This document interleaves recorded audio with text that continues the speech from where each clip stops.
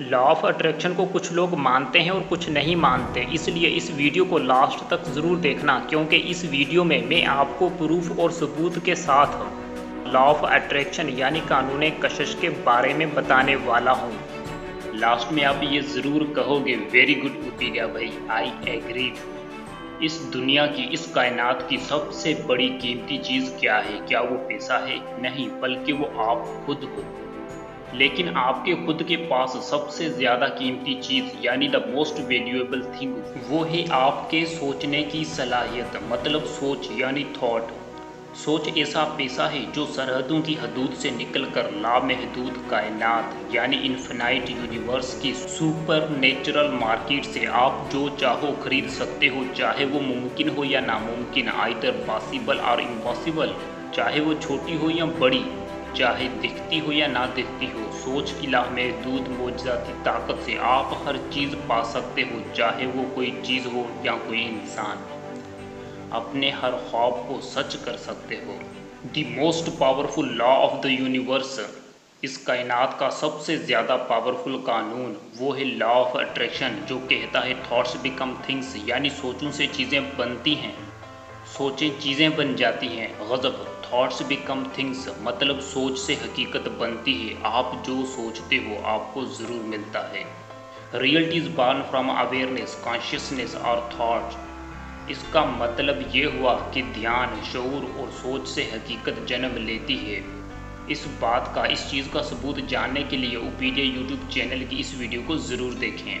आप स्क्रीन पर मौजूद आई बटन को क्लिक करके इस वीडियो को देख सकते हो और इसकी लिंक नीचे डिस्क्रिप्शन में भी दे दी गई है।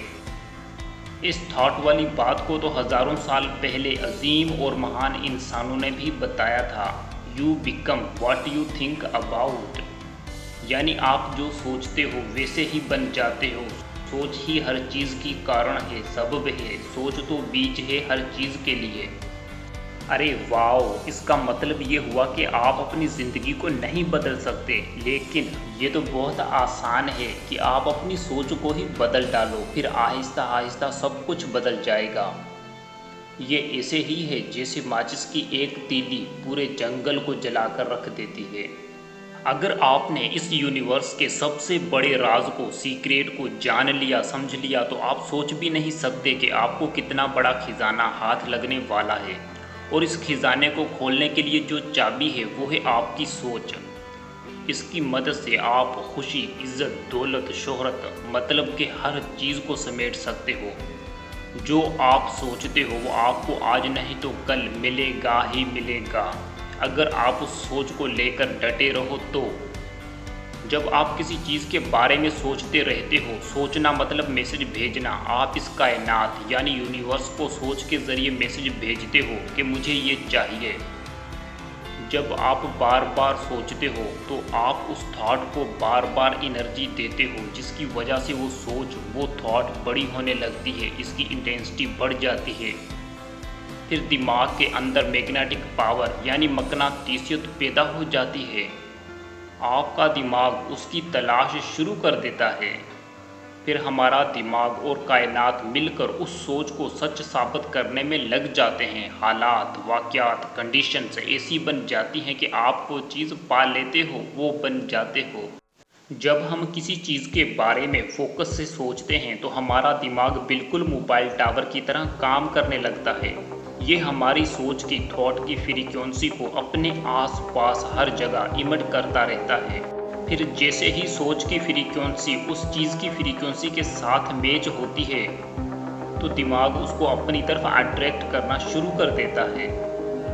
नंबर 1, शायद कोई ये सोच रहा हो कि लॉ ऑफ अट्रैक्शन कोई ट्रिक है। नहीं, बल्कि ये एक लॉ है, यानी कानून, सोच का कानून, बिल्कुल लॉ ऑफ ग्रेविटी की तरह। जब हम कोई चीज़ ऊपर फेंकते हैं तो वो हमेशा नीचे को ही आती है। ग्रेविटी यानी ज़मीन की कशिश हर इंसान, हर चीज़ पर काम करती रहती है, वो भी दिन रात, हर एक सेकेंड, हर एक जगह, चाहे कोई इसको मानता हो या नहीं। As it is, law of attraction हर वक्त, हर एक सेकंड, हर इंसान पर लगातार काम करता रहता है। जो जो बंदा सोचता है वो सब उसकी ज़िंदगी में लाने की कोशिश करता रहता है। इसीलिए अच्छाई को सोचने वाले अच्छाई की तरफ बढ़ते रहते हैं और बुरे लोग और बुरे बनते रहते हैं। हमारी ज़मीन और इस कायनात में बहुत सारे कुदरत के कवानीन यानी लॉज काम कर रहे हैं। लॉ ऑफ अट्रैक्शन भी इनमें से एक है, जैसा कि law of sowing and reaping यानी बोने और काटने का कानून, लॉ ऑफ जेंडर यानी मोनस और मुज़क्कर का कानून, लॉ ऑफ पोलरिटी यानी पॉजिटिव और नेगेटिव मतलब अपोजिट का कानून, law of cause and effect यानी असबाब और असरात का कानून। नंबर 2, आप फ्रीक्वेंसी के बारे में तो ज़रूर जानना चाहोगे कि आखिर ये है क्या चीज़ और ये काम कैसे करती है। दोस्त, क्वांटम मैकेनिक्स और एनर्जी डायनामिक्स के एक्सपर्ट्स का कहना है कि दुनिया में मौजूद हर एक चीज़ की एक अलग फ्रीक्वेंसी होती है, जैसा कि कार की, घर की, दरख्त की या किसी इंसान की। तो अब आप ये सोच रहे होंगे कि ये पैदा कैसे होती है। दोस्त, जब आप किसी चीज़ को जूम करके माइक्रोस्कोपिक लेवल पर देखोगे तो आपको उस चीज़ में एटम्स, इलेक्ट्रॉन्स वाइब्रेट करते हुए नज़र आएंगे। ये तो आपको पता ही है कि दुनिया की हर चीज़ एटम्स, इलेक्ट्रॉन्स की बनी हुई है। बस इसी वजह से मुख्तलिफ चीज़ों से वेव्स यानी फ्रीक्वेंसी इमिट होती रहती है। आपने ये नाम तो ज़रूर सुने होंगे, एनर्जी, वाइब्रेशन, फ्रीक्वेंसी, वेव। ये एक ही चीज़ के मुख्तलिफ नाम हैं। ये देखिए। Itself. I hit that one. Watch. Whoa! I don't have any connection at all. But if I hit this one, the other one picks it up. Now, if I did it the other way around, if I hit this one, then that one picks it up. Now, if I do that, आपका दिमाग भी इस box की तरह है। जब आप इस बॉक्स को बजाते हो, इसका मतलब आप सोचते हो, फिर आपके दिमाग से सोच की फ्रीक्वेंसी निकलना शुरू हो जाती है। जैसे बॉक्स से आवाज़ की फ्रीक्वेंसी यानी साउंड वेव निकलती है। दिमाग से निकलने वाली थॉट फ्रीक्वेंसी आसपास पूरी दुनिया बल्कि पूरी कायनात में फैल जाती है। असल चीज़ चाहे वो जहाँ मर्जी हो, सोच की फ्रीक्वेंसी उस चीज़ की फ्रीक्वेंसी के साथ मैच हो जाती है। फिर हमारा माइंड उस चीज़ को अपनी तरफ कशिश करना शुरू कर देता है। अब ये देखिए।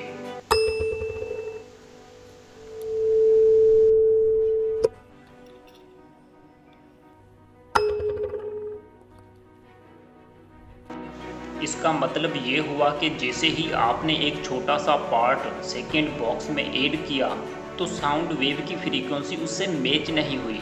दोस्त, आप हर चीज़ को अट्रैक्ट कर सकते हो, लेकिन इसके लिए फ्रीक्वेंसी का मैच होना ज़रूरी है। नंबर 3, वैसे तो हमारे दिमाग में एक दिन में 60,000 सोचें आती हैं, मगर इनकी शिद्दत कम होती है, इसलिए वो असर नहीं दिखाती।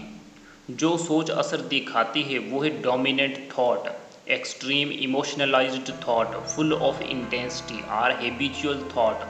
मतलब ज़्यादा सोची जाने वाली, ज़्यादा महसूस की जाने वाली थॉट ही सारी कायनात में दूर दूर तक फैलती है। अगर दूसरे लफ्ज़ों में कहें, आदि सोच, हैबिचुअल थॉट ही हमारे तहतल शऊर यानी सबकॉन्शियस माइंड में प्रोसेस के लिए दाखिल होती है। ये भी कायनात का कानून है कि छोटी चीज़ बड़ी चीज़ की तरफ मूव होती है। जैसा कि बड़े सूरज की तरफ छोटे प्लेनेट अट्रैक्ट होते हैं। जहाँ पहाड़ों पर पहले से ही बहुत ज़्यादा बर्फ़ मौजूद है, ज़्यादातर बर्फ़बारी भी वहीं होती है। समंदर तो पहले से ही बहुत ज़्यादा पानी से भरे होते हैं, लेकिन फिर भी छोटे दरियाओं और नहरों का पानी भी समंदर की तरफ ही बहता है। बिल्कुल इसी तरह जब आप बार बार सोचते हो तो सोच की शिद्दत बढ़ जाती है, ख्वाहिशात और जज्बात यानी डिज़ायर्स एंड इमोशंस पैदा हो जाते हैं। तो फिर आपका दिमाग मैग्नेट यानी मकनातीस बन जाता है और उन चीज़ों को अपनी तरफ अट्रैक्ट करना शुरू कर देता है। हर मैग्नेट की कशिश करने की एक लिमिट होती है, but you are the most powerful magnet in the universe. Number 4, इस दुनिया को देखने का हर चीज़ का अलग तरीका है। आप और मैं इस दुनिया को आँख से देखते हैं, लेकिन ये जो चमगादड़ यानी बेट है एयर कंप्रेशन वेव यानी हवाई लहरों के ज़रिए इस दुनिया को देखती है। बिल्ली रात को भी इंफ्रारेड वेव के ज़रिए देख सकती है। हम लोग भी इंसानी जिस्म के अंदर बंद चीज़ों को एक्सरे अल्ट्रासाउंड के ज़रिए देख सकते हैं। बिल्कुल इसी तरह समंदर में भी दो किस्म की मछलियाँ होती हैं। ज़्यादातर मछलियाँ समंदर की हर चीज़ को आँख से देखती हैं, लेकिन कुछ ऐसी मछलियाँ भी हैं जिनसे सिग्नल की तरह मुख्तलिफ वेव्स निकलती हैं। वो सिग्नल चीज़ों को टकराने के बाद वापस आते हैं तो पता चलता है कि इसके आसपास क्या क्या है और इसको किस चीज़ का शिकार करना है। फिर मछली का दिमाग उसको उस तरफ गाइड करता है।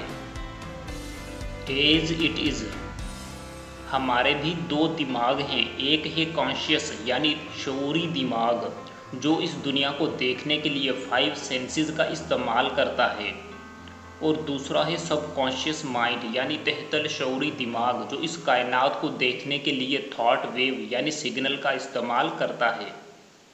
आपके सबकॉन्शियस माइंड के अंदर मोबाइल टावर की तरह ट्रांसमीटर और डिश टीवी की तरह रिसीवर लगे होते हैं, क्योंकि ये तो खोपड़ी में बंद है। इसे क्या पता कि खोपड़ी के बाहर दुनिया में क्या हो रहा है, इसलिए ये थॉट वेव का इस्तेमाल करता है।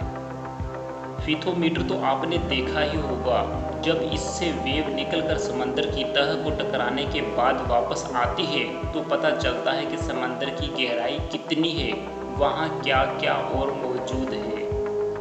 बिल्कुल इसी तरह जब हम किसी चीज़ के बारे में सोचते हैं तो दिमाग से निकलने वाली फ्रीक्वेंसी उस चीज़ की फ्रीक्वेंसी से मैच होने के बाद वापस सोर्स की तरफ ज़रूर पलटती है और तहतल शऊरी दिमाग को पता चल जाता है कि आपके ख्वाब को सच करने के लिए इस दुनिया में कहाँ कहाँ पॉसिबिलिटीज़ मौजूद हैं। आपका सबकॉन्शियस माइंड आपके पास्ट और फ्यूचर को जानता है, और जो इसे नहीं पता इससे सोच के ज़रिए ढूंढ भी लेता है। लॉ ऑफ वाइब्रेशन के मुताबिक दुनिया की हर चीज़ की एक फ्रीक्वेंसी होती है जो एक दूसरी से अलग होती है। मोबाइल टावर हर जगह काम नहीं करता, बल्कि ये छोटे से इलाके यानी लिमिटेड एरिया में ही काम करता है। लेकिन आपका दिमाग यूनिवर्सल टावर है जो पूरी कायनात में काम करता है। इससे निकलने वाली फ्रीक्वेंसी की स्पीड लामहदूद है। लॉ ऑफ वाइब्रेशन के मुताबिक सोच की फ्रीक्वेंसी को सब फ्रीक्वेंसी से अच्छी यानी द फाइनेस्ट फ्रीक्वेंसी माना जाता है। ये 4 पॉइंट्स मैंने इसलिए शेयर किए हैं कि आपको यकीन दिला सकूं कि लॉ ऑफ अट्रैक्शन बिल्कुल रियल और एक्यूरेट है। क्वांटम फिज़िक्स की मॉडर्न रिसर्च पर बेस्ड है, लेकिन इसको यूज़ करने के बारे में कुछ लोगों के ओपिनियन अलग हो सकते हैं। लॉ ऑफ अट्रैक्शन को इस्तेमाल कैसे करना है ये मैं आपको पार्ट 2 वीडियो में बताऊंगा। लाइक करें इस वीडियो को अगर आपको अच्छी लगी है, शेयर करें अपने दोस्तों के साथ। अगर आप लॉ ऑफ अट्रैक्शन के मुतालिक मज़ीद जानना चाहते हैं या आपका कोई क्वेश्चन है तो कमेंट सेशन में ज़रूर मेंशन करें। हमारे साथ जुड़ने के लिए इस चैनल को सब्सक्राइब ज़रूर करें। वीडियो तो सबसे पहले देखने के लिए बेल आइकन को हिट करना मत भूलना।